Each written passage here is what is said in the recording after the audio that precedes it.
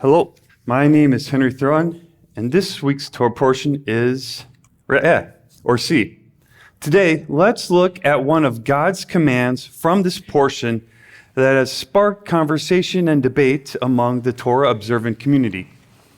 Deuteronomy 14:1. You are the children of the Lord your God. You shall not cut yourselves, nor shave the front of your head for the dead. It looks like the Torah is prohibiting the shaving of the front of your head or face.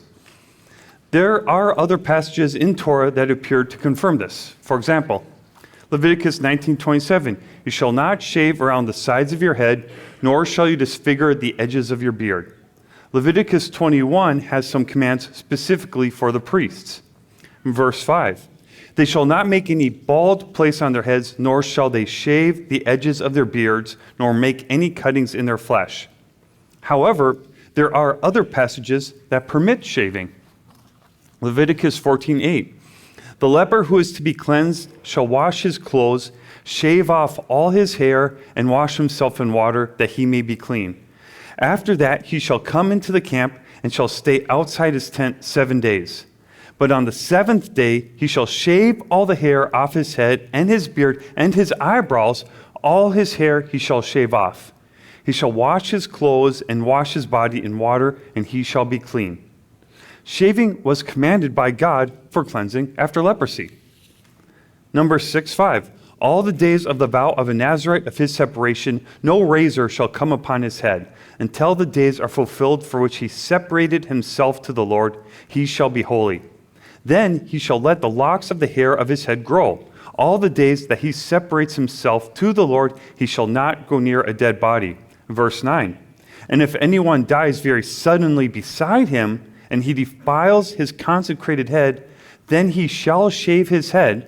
On the day of his cleansing, on the 7th day, he shall shave it.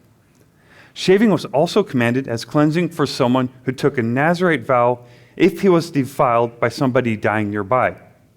So some have concluded that shaving is okay, but you can't pluck out hair. However, Nehemiah 13:23, in those days I also saw Jews who had married women of Ashdod, Ammon, and Moab. 25.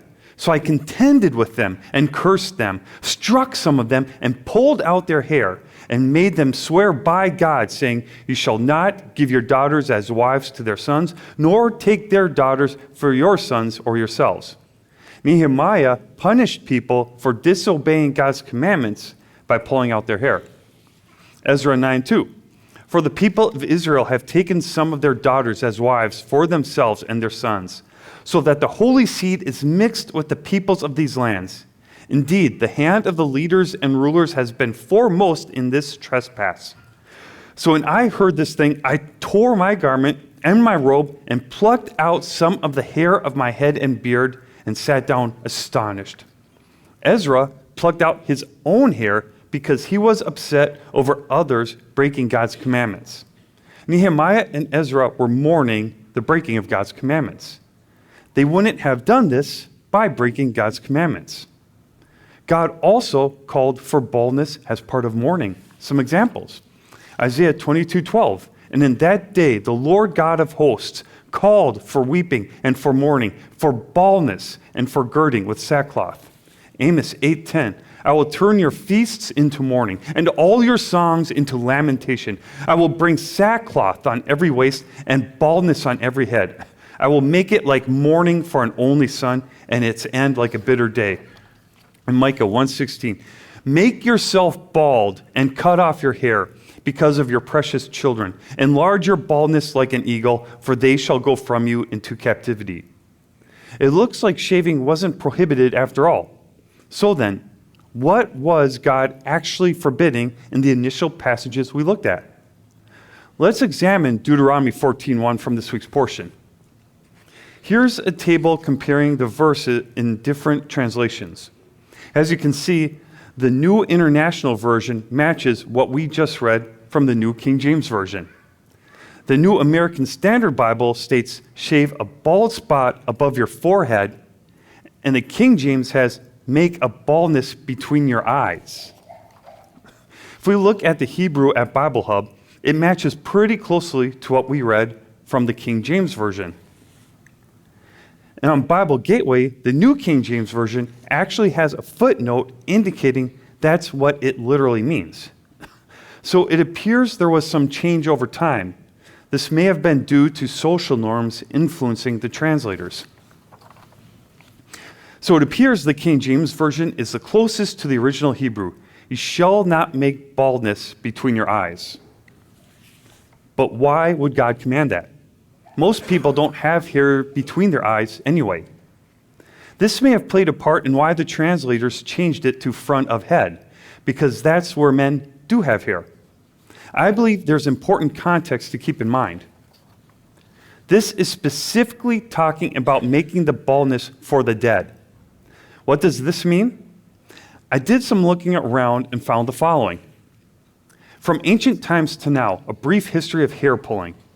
Trichotillomania, commonly referred to as hair pulling, is an obsessive-compulsive related disorder characterized by repetitive hair pulling that results in significant hair loss and impaired functioning. Today, repetitive hair pulling and other body-focused repetitive disorders are classified as mental health disorders, but that wasn't always the case. In ancient Greece, pulling out scalp hair was part of their funeral rites. Greeks would pull out their hair and lay it upon a funeral pyre. Hair pulling was part of Egyptian funeral rituals too. Women would sometimes pull their hair forward to cover their faces. Mourners would cut or pull out their hair as an offering to the deceased. Now keep in mind that these commandments were being given to the Israelites after God delivered them out of Egypt. To cover their faces with their hair, they would have pulled it between their eyes. Hair and death in ancient Egypt. There are more examples of these women shaking their hair forward than pulling their front lock of hair, and it seems quite safe to affirm that in ancient Egypt there was the habit of cutting and offering hair to the deceased. We could conclude that Egyptian mourners shook their hair more than pulled it before cutting it, but it would not be precise. Because archaeology and ancient history are not exact sciences, and we just count on the documents that chance has preserved. So they pulled their hair between their eyes, removed it, and offered it to the deceased. We can also look at more context in Deuteronomy 13, leading up to 14:1. Remember, there were no chapter and verse breaks in the original text. Verse 1, if there arises among you a prophet or a dreamer of dreams, and he gives you a sign or a wonder, and the sign or the wonder comes to pass, of which he spoke to you, saying, let us go after other gods, which you have not known, and let us serve them, you shall not listen to the words of that prophet or that dreamer of dreams. For the Lord your God is testing you to know whether you love the Lord your God with all your heart and with all your soul. This is a command to not serve other gods. Verse 6, if your brother, the son of your mother, your son or your daughter, the wife of your bosom, or your friend who is as your own soul, secretly entices you, saying, let us go and serve other gods, which you have not known, neither you nor your fathers, of the gods of the people which are all around you, near to you or far off from you, from one end of the earth to the other end of the earth, you shall not consent to him or listen to him, nor shall your eye pity him, nor shall you spare him or conceal him. So they were commanded not to serve any gods from anywhere else on the earth. Verse 12, if you hear someone in one of your cities, which the Lord your God gives you to dwell in, saying, corrupt men have gone out from among you and enticed the inhabitants of their city, saying, let us go and serve other gods, which you have not known, then you shall inquire, search out, and ask diligently. And if it is indeed true and certain that such an abomination was committed among you, you shall surely strike the inhabitants of that city with the edge of the sword, utterly destroying it, all that is in it and its livestock with the edge of the sword. So Deuteronomy 13 consists of commands forbidding the serving of other gods. The next verse continues along those lines. Removing hair by pulling it between their eyes and from their face was part of how Egyptians mourned their dead. This was part of their religious rituals as they offered the hair to the dead. This commandment is forbidding us to partake in practices of other gods, specifically in funeral rituals in this case. We see similar context for the other passages we looked at earlier. Leviticus 19:27, you shall not shave around the sides of your head, nor shall you disfigure the edges of your beard. You shall not make any cuttings in your flesh for the dead, nor tattoo any marks on you. I am the Lord. Now, I wasn't able to examine the Hebrew for these verses as closely, but this context fits with what we looked at from Deuteronomy 14:1. Leviticus 21:1. And the Lord said to Moses, speak to the priests, the sons of Aaron, and say to them, none shall defile himself for the dead among his people, except for his relatives who are nearest to him, his mother, his father, his son, his daughter, and his brother. Also his virgin sister who is near to him, who has no husband, for her he may defile himself. Otherwise he shall not defile himself, being a chief man among his people, to profane himself. They shall not make any bald place on their heads, nor shall they shave the edges of their beards, nor make any cuttings in their flesh. Now, I believe this one is different, a little different, because verse 2 makes an exception for close relatives. I believe this is talking about how the Torah states touching dead bodies would make people unclean. The priests were not supposed to touch dead bodies at all, except for close relatives. So to close, I'd like to look at a passage from Ezekiel 44:15. But the priests, the Levites, the sons of Zadok, who kept charge of my sanctuary when the children of Israel went astray from me, they shall come near to me to minister to me, and they shall stand before me to offer to me the fat and the blood, says the Lord God. Verse 20, they shall neither shave their heads nor let their hair grow long, but they shall keep their hair well trimmed. So earlier we saw situations where God commanded people to shave for cleansing. And we saw situations where people were supposed to let their hair grow long, like the Nazirite vow. The passages aren't wide blanket statements.